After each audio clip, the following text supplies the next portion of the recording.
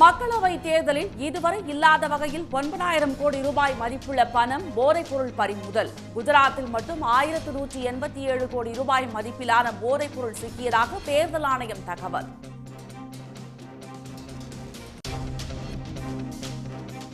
கேரளாவில் அடுத்த 3 நாட்களில் தென்மேற்கு பருவமழை தொடங்குகிறது. தமிழ்நாட்டில் 7 நாட்கள் மிதமான மழை பெய்யும் என்று சென்னை வானிலை ஆய்வு மையம் தகவல்.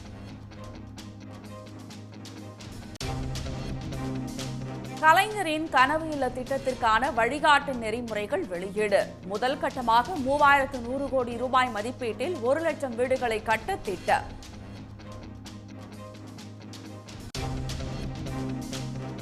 கேரள மாநிலம் எர்ணாகுளம், கோட்டயம், ஆலப்புழா உள்ளிட்ட மாவட்டங்களில் கொட்டி தீர்த்த கனமழை. சாலைகள் வெள்ளக்காடாக மாறியதால் இயல்பு வாழ்க்கை பாதிப்பு.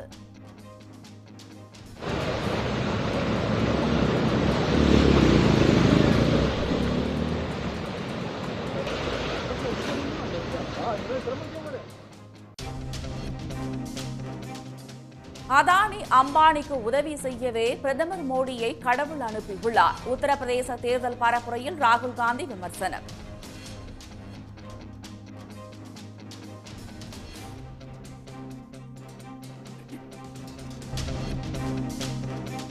ஜெயலலிதாவை இந்துத்துவ தலைவர் என கூறிய பாஜக மாநில தலைவர் அண்ணாமலைக்கு அதிமுக தலைவர்கள் மீண்டும் கண்டனம்.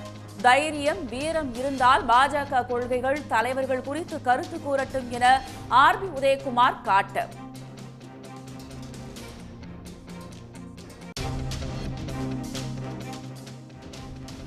வரும் ஆகஸ்ட் மாதம் பழனியில் முத்தமிழ் முருகன் மாநாடு நடத்தப்படும் என இந்து சமய அறநிலையத்துறை அறிவிப்பு.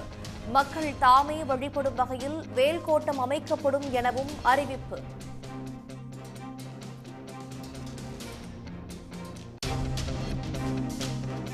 ஜூன் 1ஆம் தேதி திமுக மாவட்ட செயலாளர்கள் மற்றும் மக்களவை தேர்தல் வேட்பாளர்கள் கூட்டம். முதலமைச்சர் மு.க. ஸ்டாலினுடனான ஆலோசனைக்கு பிறகு துரைமுருகன் அறிவிப்பு.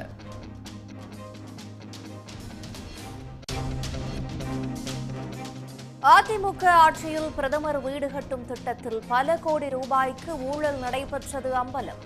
ஊரக வளர்ச்சித்துறை அதிகாரிகள் 50 பேர் மீது லஞ்ச ஒழிப்புத்துறை வழக்கு பதிவு.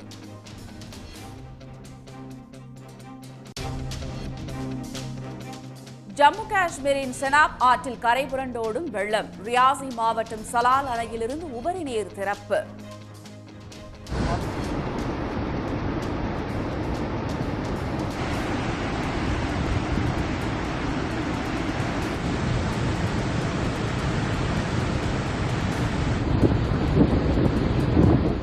உடனுக்குடன் செய்திகளை தெரிந்து கொள்ள சன் நியூஸ் பெல் ஐகானை கிளிக் பண்ணுங்க.